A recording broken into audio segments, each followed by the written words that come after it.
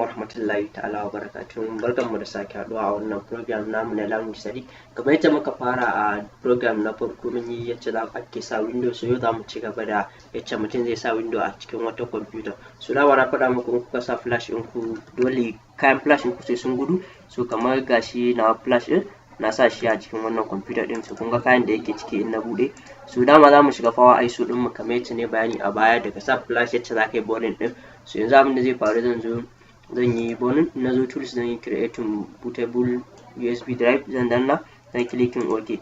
So a lokacin da na clicking OK din zan je ɗauko window shi kanshi window ISO file din domin mai da flash bootable. So zan zo image kamar yadda kuka gani a bidiyon baya na yi bayani. So yanzu ga Windows 10 dan sa computer da take nuna, dan sa in na danna OK sai na start. To a lokacin da na start na danna OK za ku ga time yana tafiya nan, to flash din zai formatting da kansa, duk kayan kan flash din za su goge gabaki daya.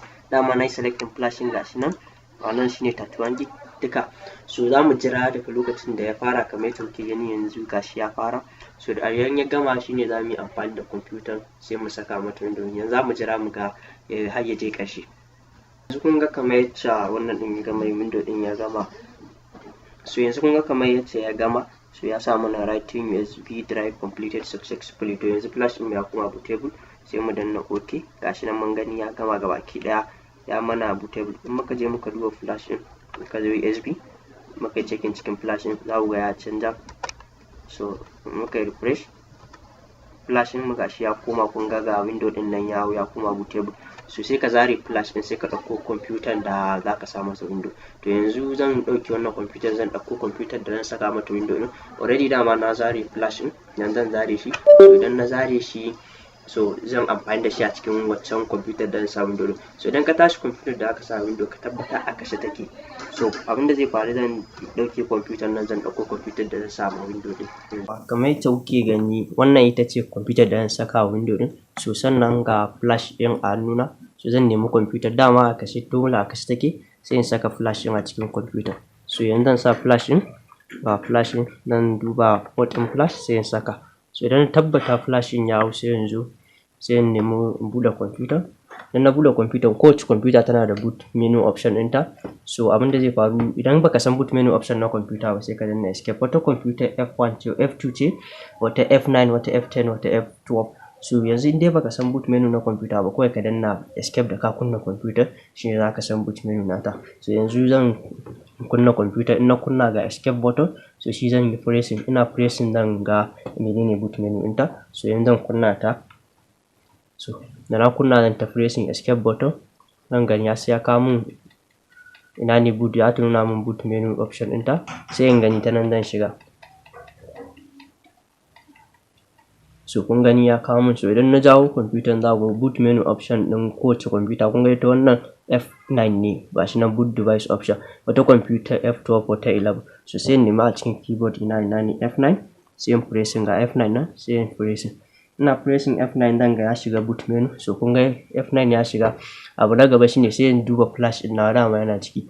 Za ku ga sunan flash din ku a ciki, kamar gashi USB, wannan USB hard drive shine naku, wannan boot from EFI file ba ruwanka da shi, wannan ne UEFI shine flash ɗinka general UNIX, sai ku danna enter.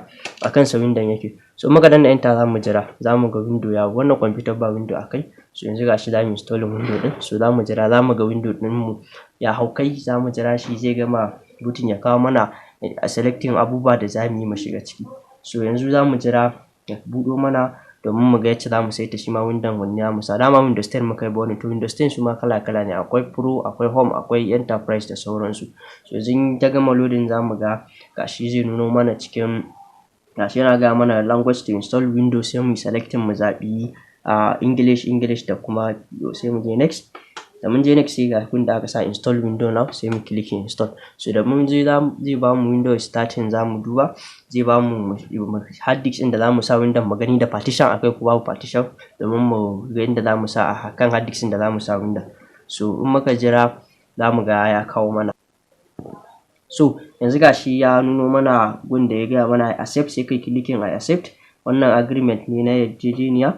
So za mu clicking mun yadda, muka clicking mun yadda sai mu taɓa next. So in muka je next a wani guda ga upgrade window to custom install, wannan idan gyara ko upgrading window da ka yana baka matsala, kai da installing da ka window ga kun da aka sa custom install, to sai mu clicking custom install. Muna yin clicking zamu zai kawo mana hard disk din da ke kan computer. So kun ga ya ma nuna mana gaba ɗaya wannan ba hard disk ma ko driver hard disk ne babu. So amma daga nan go idan kai refreshing in dai da hard disk za ku ga hard disk din da suke kan computer kuna clicking sai ku je next ku yi. So ban ma san computer nan da aka mun ba an ce min da hard disk a ciki. So amma gaskiya ban ma dole hard disk din ne ya samu matsala ya dauke su, don haka bidiyon ba zai samu karasuwa ba haka. Amma in dai ka bi steps na next step shine zaka zaɓi hard disk a nan sai kai clicking next, za ku gani akwai next sai kai selecting window da aka sa Windows 10 ne ko Windows 10 Pro ne ko 10 Home. So sai ka bi sauran steps din, wannan ba wani abu ne, ban san wannan hard disk din computer mun tana da matsala ba.